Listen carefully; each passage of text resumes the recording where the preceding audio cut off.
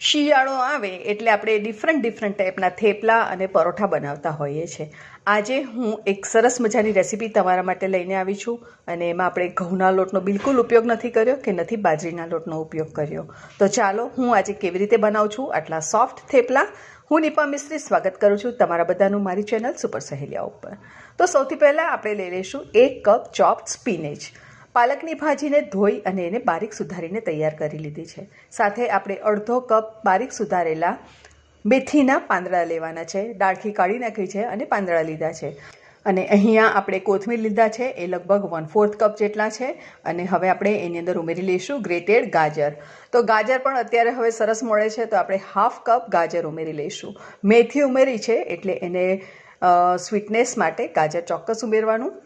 ઉમેરી લઈશું 1 tablespoon ginger અને ગ્રીન ચીલી પેસ્ટ અને 3 ટેબલસ્પૂન જેટલું આપણે દહીં ઉમેરી લઈશું.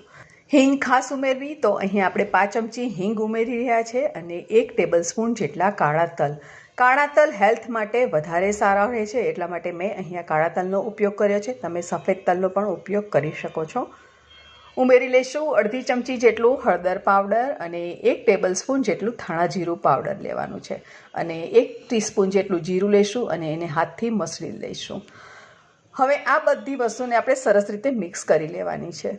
અને ફ્રેન્ડ્સ, અહીંયા મેં હિંગ નાખી છે. તમે હિંગની જગ્યાએ અજમો પણ ઉમેરી શકો છો, પણ હિંગ અથવા તો અજમો ઉમેરવો ખાસ જરૂરી છે, જેથી કરીને ડાયજેશન સરસ રીતે થઈ જાય અને સ્વાદમાં પણ બહુ જ સરસ લાગશે. તો બધી વસ્તુને આપણે સરસ રીતે મિક્સ કર્યા બાદ હવે આપણે એની અંદર ઉમેરી લઈશું સ્વાદ પ્રમાણે મીઠું.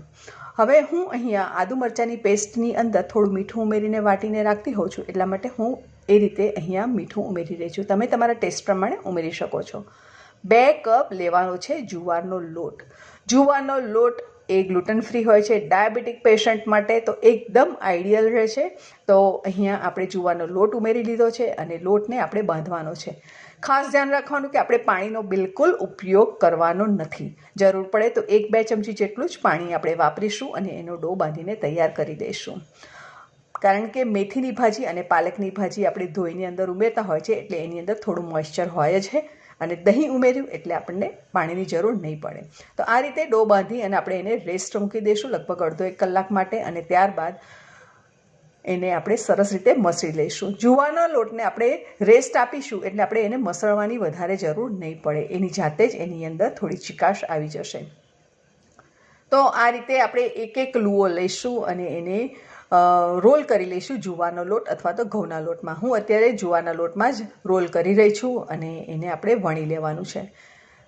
નાના મોટા લુવા તમે જે પ્રમાણે લેશો એ પ્રમાણે આપણું આ થેપલું બનીને તૈયાર થઈ જશે. તો આપણે ચાલો વણી લઈએ.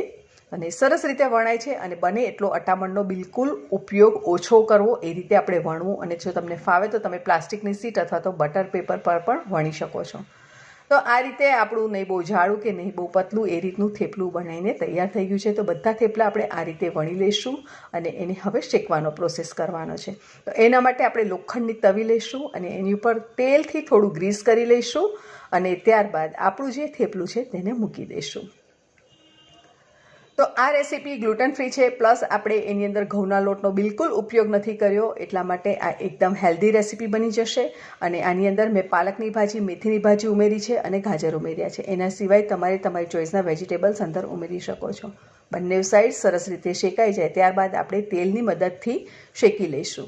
તેલની જગ્યાએ તમને જો ઘી ખાવું વધારે પસંદ હોય, કેમ કે તેલ કરતાં ઘી વધારે હેલ્ધી હોય છે, તો તમે ઘીનો ઉપયોગ પણ કરી શકો છો અને એને શેકી શકો છો. તો એ વધારે હેલ્ધી થઈ શકશે.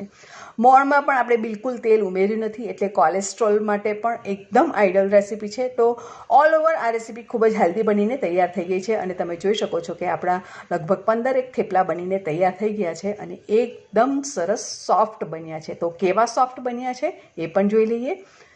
તો હું એક થેપલું ઊંચકીશ અને તમને હું બતાવી દઉં કે કેટલા સોફ્ટ બન્યા છે. તો એકદમ સરસ મુઠ્ઠીમાં વળી જાય એવા સરસ થેપલા આપણા બનીને તૈયાર થઈ ગયા છે. એને સર્વ કરીશું દહીં, આથેલા લીલા મરચાં અને છુંદો. તડકા છાડાના છુંદા સાથે આપણે આજે સર્વ કર્યા છે. તમે એને ચા સાથે કે દૂધ સાથે પણ સર્વ કરી શકો છો. રેસીપી કેવી લાગી ચોક્કસ કોમેન્ટ બોક્સમાં મને લખીને જણાવો. અને ચેનલને સબસ્ક્રાઇબ ન કરી હોય તો સબસ્ક્રાઇબ કરી બાજુમાં આવેલા બેલ આઇકોનને પ્રેસ કરો, જેથી કરીને તમને આવનારા નોટિફિકેશન જલ્દીથી મળે, તમે એન્જોય કરી શકો. Thank you.